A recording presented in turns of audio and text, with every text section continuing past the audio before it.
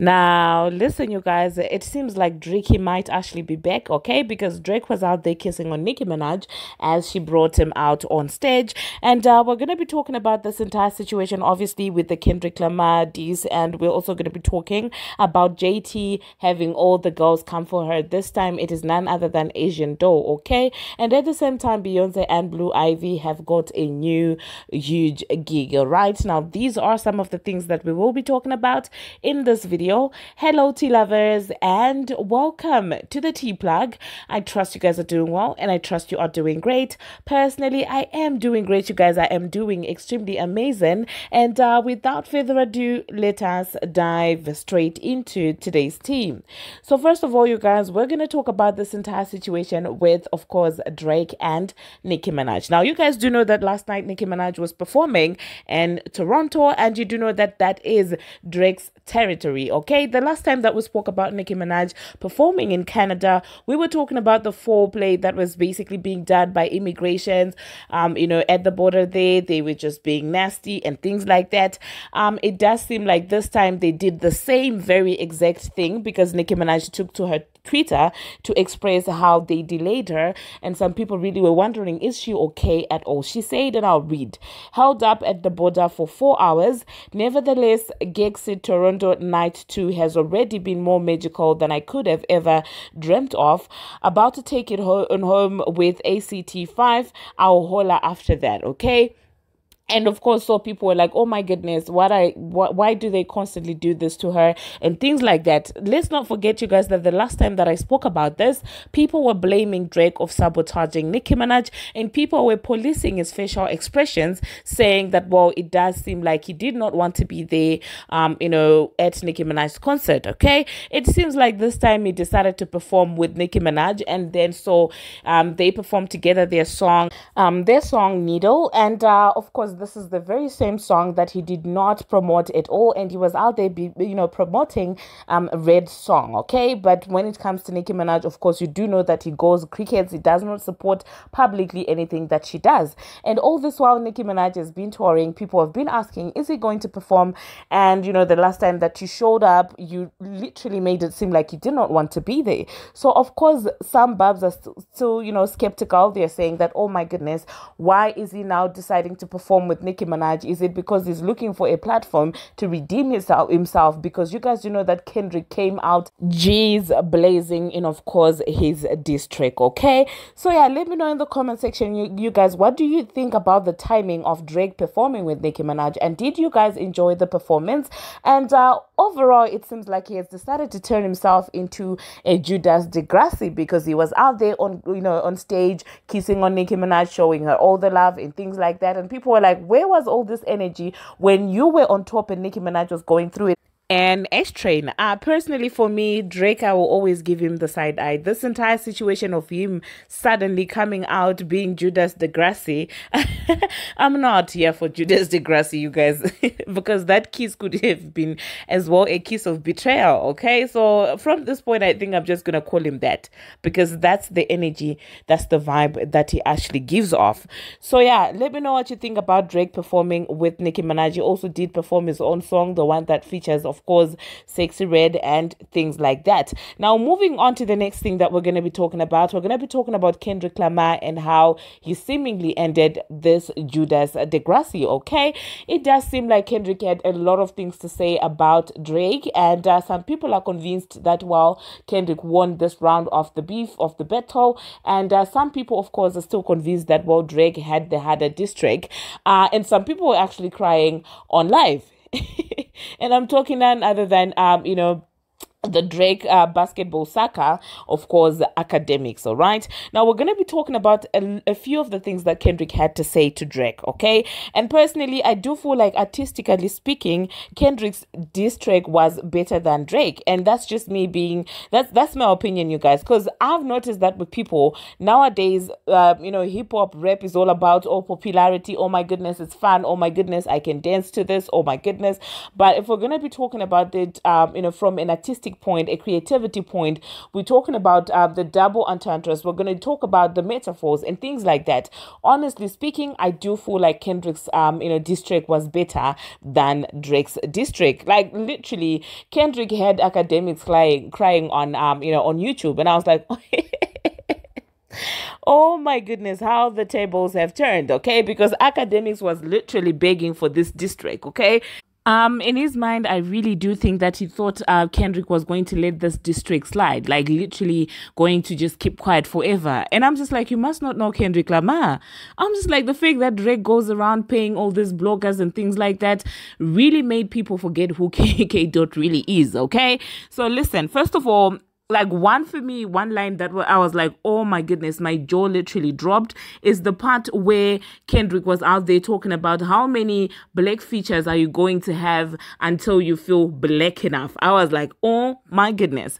And of course, some people decided to be dance and choose to be dance. They were like, oh my goodness, but he's black. But I'm like, that's not the point. Kendrick is saying that this man does use his blackness when it feels like it's beneficial to him, when it comes to speaking up on issues that relate to black people. When it actually comes to him using his star power to address these issues, he disappears, okay? And only when it's convenient that is out there, that's when he goes out there waving his black card and things like that. So that's what Kendrick was basically trying to say with that, okay? Now, it seems like Lil Yachty literally was trying to be messy, and people were like, listen, do you want to insert yourself in this entire, situation?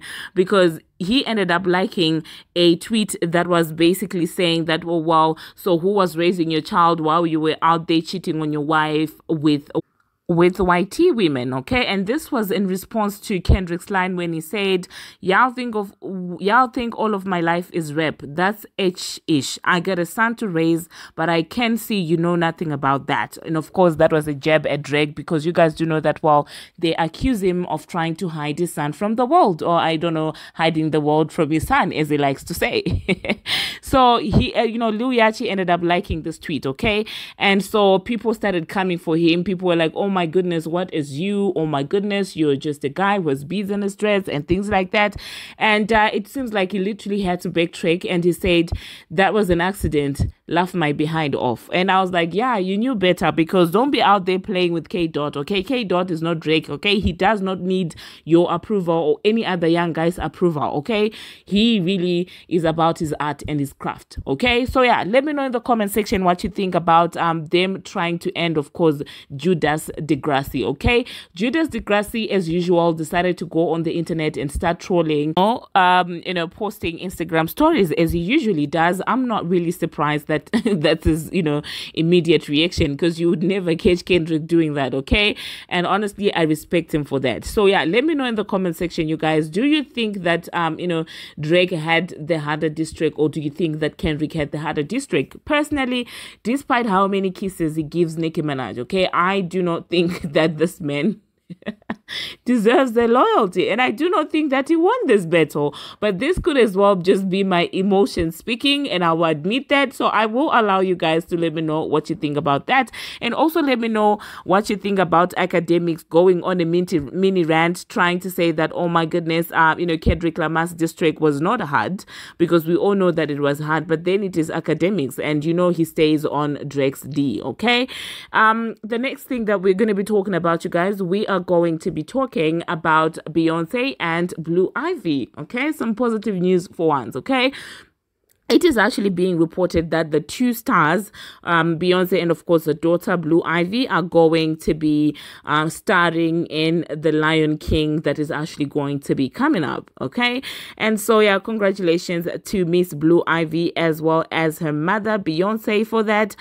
Personally, I love to see more black, people winning, and I love this for them, and I do feel like it's going to be such an interesting of course movie to watch. So let me know what you think about Blue Ivy and Beyonce basically doing voiceovers for that movie, okay? Now the next thing that I'm gonna be talking about, you guys, Asian Doll and Jetavia. It seems like the two of them are out there beefing over some boots.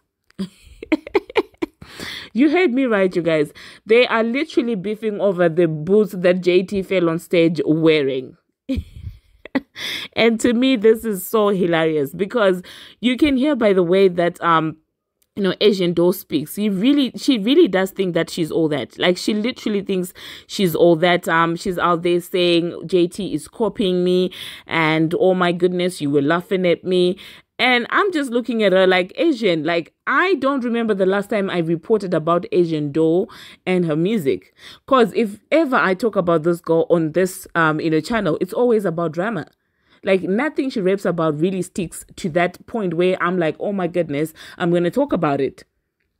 Maybe if all this messiness that she has, maybe if she put it in her music, someday we would sit on here and be saying, oh, in her song, this is what happens. But like, look at her. Like, this is all it's about. It's always about some mess, okay? So this is what she had to say. She said, long live Vaughn and F the ops, okay?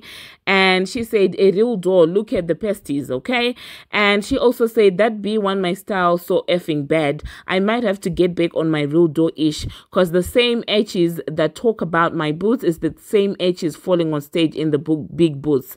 The industry is the only place where H's will literally hate your style and a couple years later pop up with that same look. And at this point, I'm just like, what's happening with these female rappers and JT? Like, this is proof that when you're doing something right, people will literally come for you left, right, and center. You can tell that literally this is the tech team where all of them are just coming at JT. And I guess the fact that she's out there authentically building a fan base is not making other people comfortable. That's the reason why they're coming out, G's blazing, coming for her like this. Now, personally, I do hope JT does not waste their energy addressing this, because I know that JT can be reactive. And so I really do hope that she does not give this girl any time of the day nor the night, because she does not deserve this. All this over some boots. Like, come on, be serious. She's not the first person to have pasties on her girls. So the fact that she is convincing herself that she is the first person to ever do it is insane to me. So let me know what you think about this entire Asian doll and, of course, Jatavia situation, all right? Now, another person started saying that, well, some of, King Von's last posts that he actually liked was a picture, a post by JT on Twitter, and people were like, this is why she's really mad, because like that's one of the last things that he liked when he went online. So she must feel some type of way about him liking a Jatavia picture. And I'm just like, I feel like now at this point you guys are reaching, if anything, maybe Asian feels some type of way, because you do know that Asian and Stana were going at it. And when JT posted Stana Girl, people made it seem like, well, she was trying to be shady to to Asian doll. So obviously, I do feel like that is where this is stemming from. I don't think that it's got anything to do with King Von at all.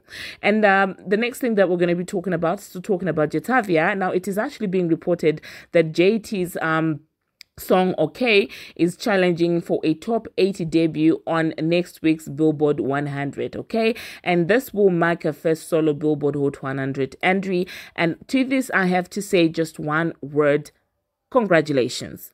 Congratulations to Jatavia. I feel like she does deserve it. She is out there farming for fans, okay, the authentic way. And the fact that she's finally able to debut, to me, that is a win regardless. Because one thing that I will say is that that if she debuts in the top 80, top 90, that's an organic debut, okay? There's no massive payola towards it. It's just, a good song that people are vibing with. And that's what I call an authentic hit song, in my own opinion. But hey, let me know in the comment section, obviously, what you think about Jatavia being able to debut at of course, number in the top 80. Now, oh my goodness, I forgot to mention something else that Kendrick Lamar said to Judas Degrassi on the district. He said, "When I see you stand next to Sexy Red, I believe you see two bad bees. I believe you don't even like women. That's your real competition. Might pop behind with them." And I was just like, Kendrick, why are you doing this man like this? And of course, people started saying, yeah, if he sees women as competition, this is probably the reason why he's always most shady when it comes to Nicki Minaj, because he looks at Nicki Minaj as competition. And personally, that is my theory. I do believe that at some point Drake was looking at Nicki as his competition. That is the reason why during the H trend, even now, he cannot publicly support her, because somehow I feel like low-key was kind of celebrating when Nicki Minaj was going through it. I feel like just out of respect for Lil Wayne, That's the reason why he does not actively, publicly show that, I'm anti-Nicki Minaj, in my own opinion. And how he conveniently all of a sudden wants to perform with Nicki Minaj now that his behind is on fire. I personally, I don't know, you guys. Let me know in the comment section, obviously, what you think about that. Now, the last thing that I'm gonna be talking about, you guys, it seems like it is actually beef between Lil Scrappy and of course Keisha Cole. Now, Lil Scrappy was out there and she insinuating that Keisha Cole is gets into some PR relationships and things like that, and that was after they were discussing about the Ruby Rose and that guy, the Driki relationship, and that's when Scrappy decided to be messy and decided to bring up Keisha Cole, and Keisha was not having it. Keisha literally clapped back at that man, and I'm just going to insert that tweet, you guys. And personally, I'm like, for someone who's well known for centering his storyline in love and hip hop around his relationships and things like that, he has such a huge mouth. Like, the audacity of him to be coming for Keisha Cole is absurd to me. But hey, let me know in the comment section, obviously, what you think about that. Oh my goodness, I forgot to mention that Judas, like, this tea is all over the place, you guys. But the important thing is we're sipping it, okay? That's what's important. I'm just trying to ease back into my normal routine. I haven't been around and things like that. So sometimes I will admit, this video and the one before it kind of out of touch with the, how, the tea goes and things like that. But I promise you, in the next video, it will be more organized. So I also wanted to mention that this is what Judas Degrassi had to say about Nicki Minaj at Gig City, Toronto. He said, "Toronto, make some noise for the greatest female rapper of all time. Nicki, I love you." And I'm just like, just when Kendrick is setting your behind on fire, that's when you all of a sudden, decided to remember that your friend or your sister is the greatest female rapper of all time, Nicki Minaj. Yo, Judas Degrassi, this one is on some sneaky stuff. But I don't know, you guys. Maybe we're reading too much into it. If he's being genuine, I hope he's learnt his lesson that Nicki Minaj is a loyal one and has always been loyal, of course, to him. So yeah, let me know in the comment section, obviously, what you think about that. Thank you very much, you guys, for coming and hanging with me. We are on the road to 18,000 subscribers, so do not forget to do the needful. Hit that subscribe button and do turn on the notification bell so that you'll be notified each and every time that I post. Nowadays, I'm going to be posting back on my normal schedule. You know how we go, 3 times a day. So until my next one, you guys, see you.